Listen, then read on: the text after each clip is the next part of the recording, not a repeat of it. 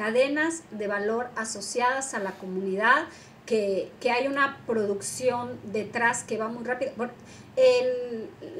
Los días de la fiesta, la folía, como dicen los brasileños, del Carnaval de Río cada año son 5 o 7 días. En esos 5 o 7 días ellos facturan, y me lo decía con mucho orgullo el subsecretario, que además ya generaron los datos económicos, decía, el mayor orgullo cuando yo hablo con extranjeros sobre el Carnaval de Río es que esos 7 días facturamos 5 billones de reales. Y eso solamente los días del carnaval, porque en realidad todo el año hay 200 escuelas de samba preparándose físicamente. Hay barrios que están abocados específicamente a trabajar las fantasías, los disfraces, las carrozas que están en el Sambódromo, pero también los bloques de calle, ¿no? La marca Río se sostiene por el Carnaval de Río, o sea, es un branding, ¿no? Entonces, este caso emblemático fue el que encontró esta banca multilateral para decir, aquí está el ejemplo claro de la economía circular y que da turismo y que emplea a una cantidad de personas a lo largo de todo el año, no solamente los 5 o 7 días que dura el carnaval, pero además los solo 5 o 7 días hay una facturación de 4 o 5 millones de dólares para una ciudad como Río. Ese es como el ejemplo de una infraestructura que no es... ellos le dicen infraestructura habilitante, que de hecho estamos cuestionando el tema de... Estas infraestructuras culturales son importantes, como el Centro Cultural San Martín, pero sabemos que esto tiene también una demanda administrativa y para mantenerlo y para tener dinamizado el centro, ¿no? Que implica plata. Y entonces decían, vayamos dando la vuelta y fijémonos en estos casos como las fiestas populares, porque se habilita el acto cultural sin necesidad de una infraestructura gigantesca. Y la derrama económica es altísima. Y entonces acá hay plata, entonces, ¿qué hacen los multilaterales y las empresas? Seguir el camino de la plata. Gracias, Max, porque fue muy claro. Muy bien. Yo quisiera retomar, en realidad, la primera parte de tu exposición, que tiene que ver con el rol, con el para qué, digamos, ¿no? De nuestra actividad de quienes nos sentimos gestores culturales.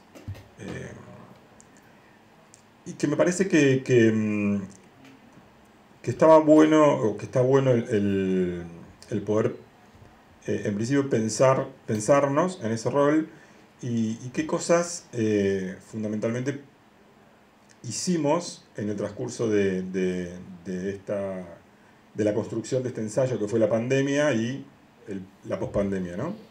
Porque me parece que uno de los roles más importantes justamente del gestor cultural es tener la posibilidad o darse la posibilidad de pensar cómo sortear esas crisis. Hay una definición que a veces se hace en algunos lugares, yo por lo pronto la tomé en la maestría, y es que uno de los roles más importantes es hacer que las cosas sucedan. Y la verdad es que yo coincido, creo que en pandemia fundamentalmente tuvimos que agudizar la imaginación para hacer que las cosas sucedan. El rol del gestor cultural ahí fue, o quienes tuvimos la responsabilidad de gestionar espacios, o quienes tuvieron la responsabilidad de desarrollar políticas, como los ministros, o secretarios, o subsecretarios, directores, etc. Ahí fue justamente cómo agudizar la imaginación para que una actividad que ya antes de la pandemia era muy importante para la vida y para la comunidad en la que se desarrolla, cómo en ese parate lograr sostener viva esa actividad en la que con el tiempo descubrimos además que nos mantenía vivos a cada uno de nosotros. Sí, es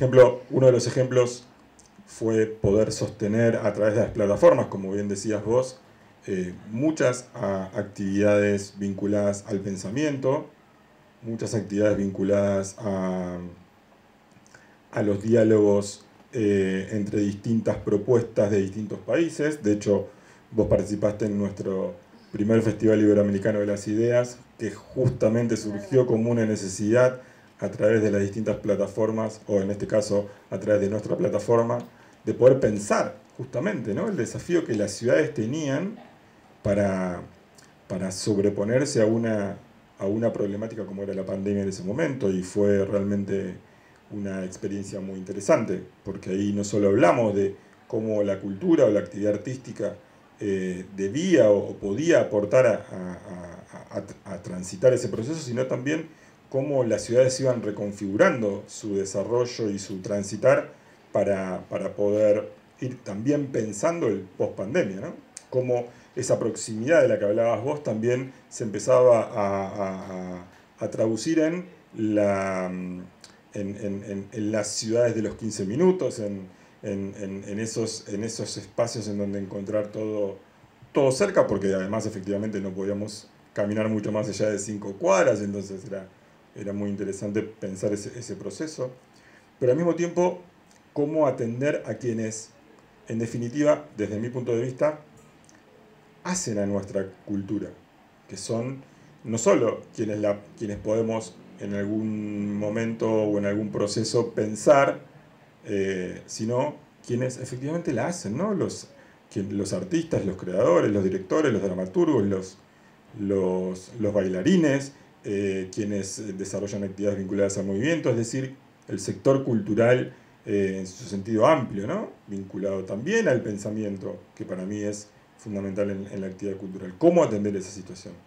Por eso te contaba que ese fue un desafío muy importante en la Argentina y sobre todo en la Ciudad de Buenos Aires, en donde sí se desarrollaron políticas para atender la situación fundamentalmente vinculada a la problemática económica que generaba la pandemia, por un lado, y por otro lado, cómo ir pensando y repensando los espacios para que luego, en los momentos en los que podíamos respirar un poco afuera de nuestras 4 paredes, la cultura sea una de las primeras en abrir sus puertas.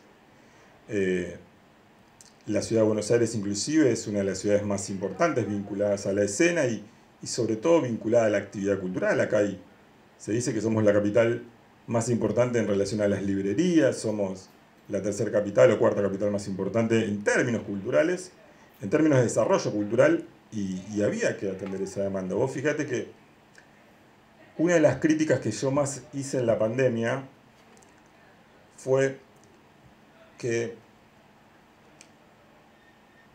las políticas públicas se ocupaban mucho de la problemática de los trabajadores y de los comercios de las distintas ciudades de nuestro país, y no se pensaba a los trabajadores del sector cultural o a los espacios culturales, no importa si era un centro cultural, un teatro o una productora, como un espacio a atender, en el sentido de que en la Ciudad de Buenos Aires, por lo menos, el sector cultural, hasta la pandemia, generaba la misma cantidad de empleos que el sector gastronómico y hotelero juntos.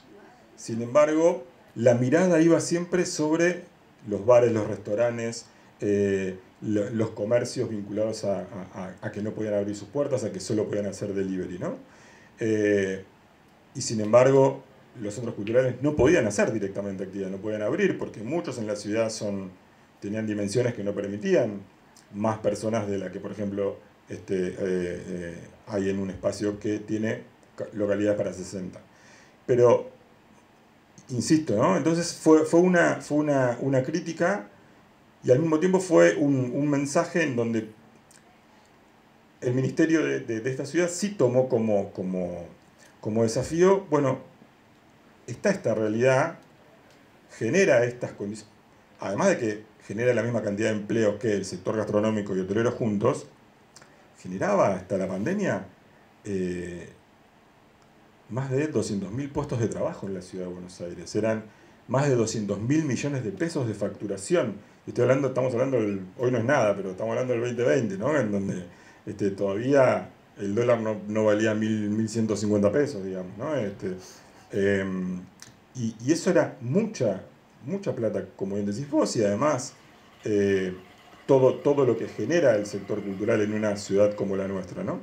Entonces, eso hizo que, bueno, podamos implementar y empezar a pensar políticas que atiendan esa demanda. Ahora bien, también había que pensar la pospandemia, porque la verdad es que si bien surgieron plataformas en donde fundamentalmente el sector audiovisual fue el más protagonista, en la Argentina hay una plataforma que se llama Teatrix, que justamente en ese momento potenció toda su actividad. En donde en ese momento, más allá que uno puede gustarle más o menos ver teatro a través de un video de YouTube o de una plataforma audiovisual, fue una manera en la que muchos artistas bueno, se presentaron para poder empezar a generar recursos para vivir.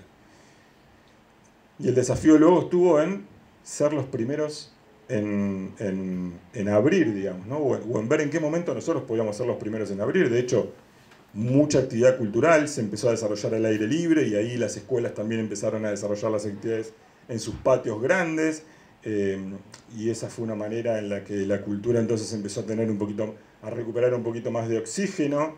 Luego empezamos a implementar el famoso distanciamiento dentro de las salas con aforos al 50%, y entonces ahí, bueno, las salas empezaron a abrir y se pudo desarrollar actividad, luego al 70%, hasta que fuimos más o menos empezando a transitar la normalidad. Pero lo cierto es que hubo que atender al sector cultural en toda su dimensión para poder sostener la actividad y sobre todo a las personas, ¿no? Teniendo a las personas en el centro de nuestras políticas.